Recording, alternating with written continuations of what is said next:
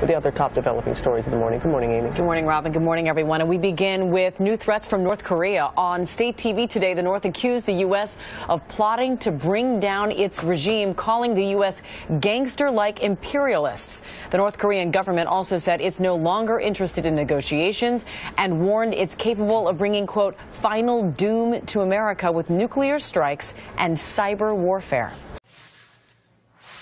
Welcome back to The Lead. I'm Jake Tapper. In more world news, real fears today that North Korea may be taking more actions to further its nuclear weapons program, setting the world on edge. It turns out that while we were all talking about the Sony hack tied to that movie poking fun at dear leader Kim Jong-un, the rogue nation may have had more troubling plans in the works. According to a U.S. think tank that monitors the regime, satellite imagery seems to show recent activity at its main nuclear bomb fuel reactor, which was shut down, we thought, months ago. Take a look at these before and after pictures released by the U.S. Korea Institute at Johns Hopkins University. On the left, it shows aerials of the reactor from December 24th. On the right, an image from just a week later. There are some signs of steam there and snow melt on the rooftop. That seems to be an indication that something at the reactor was turned on, generating heat. I'm joined now by Gordon Chang, author of the book Nuclear Showdown, North Korea Takes on the World. He's also a columnist for Forbes.com. Gordon, thanks so much for being here. So, look, North Korea, as you know well, better than I, already has uranium enrichment sites all over the country. What do you think this might mean?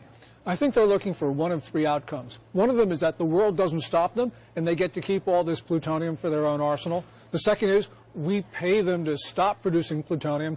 But the third one, that's the one that really concerns me. You got to remember that Iran has agreed to freeze its plutonium program in its discussions with the international community, and the North Koreans have sold them fissile material in the past, going back to 2002. So I'm concerned that this plutonium is really going to end up in the hands of the atomic ayatollahs. So you think that even though these are theoretically two different dealings with the West trying to stop the North Korean nuclear weapons program and stop the Iran nuclear weapons program, alleged nuclear weapons program, you think that they're completely related?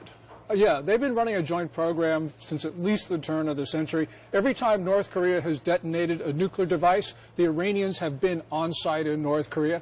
That Syrian reactor that the Israelis destroyed in September 2007, that was from North Korea. North Korean technicians were killed there, and everybody thinks that the Iranians paid for that reactor because the Syrians didn't have money. You know, you go back that there's a series of interactions between these two rogue states, so clearly they're working together.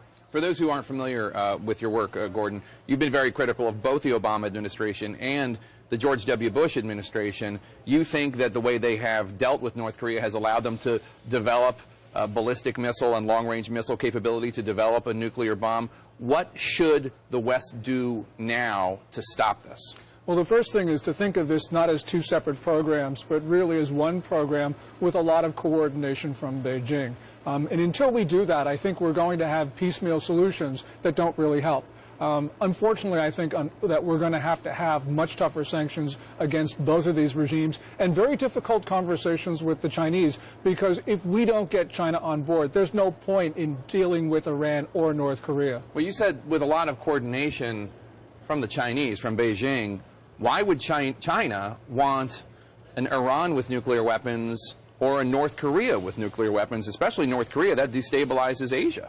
Well, the one thing it does, every time North Korea acts up, we run to Beijing and ask for the Chinese to help, and they extract concessions from us. And this also keeps us off balance. And with regard to Iran, the Chinese compete with the Russians for influence in the Middle East. And they also want the Iranians to give them oil, which is very important for the Chinese economy, but also because they don't want Iran to support the Uyghurs, who are the Muslims in China's northwest, who really resent Chinese rule. So there's a lot of reasons why China wants good relations with Iran, and Beijing knows that the Iranians want nukes, so the Chinese are willing to help.